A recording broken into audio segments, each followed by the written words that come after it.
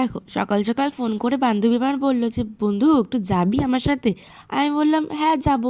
তবে জিজ্ঞেস করতেই ও বলল যাব হচ্ছে চাকদা, ওর কিছু বই কেনার দরকার আছে তাই। দেখো বই টই কিনেই চলে আসলাম বাড়ির দিকে। তারপরে বাড়িতে এসেই আমি চলে গেলাম এই যে পকাইকে পড়াতে। দেখো তো পকাই কি বলছে, পকাই নাকি আমাদের বউ আনবে, বউকে দিয়ে কী কী কাজ করবে একটু শোনো তো তোমরা। বল, এখানে তো দর্শকরা দেখবে, তোকে বউ খুঁজে দেবে সেরকম বল। ফর্সা, কালো, লম্বা, নাটা কিরকম বল, বল মুখে বল কিরকম বউ চাই। কালকে নিয়ে বলবো, কালকে নিয়ে আসবো কাকে বল। বাড়িতে এসে তারপরে ভাত টাত খেয়েই দিয়েছিলাম একটা ঘুম। ঘুম থেকে উঠে হাতের সামনে নিমকি পেয়েছি, নিমকিগুলোকে সব আমি একদিনেই শেষ করে দিয়েছি। যাক তারপরে রেডি ফেডি হয়ে একটু বেরিয়ে গেছিলাম আমরা তিনজনে চা খাওয়ার জন্য।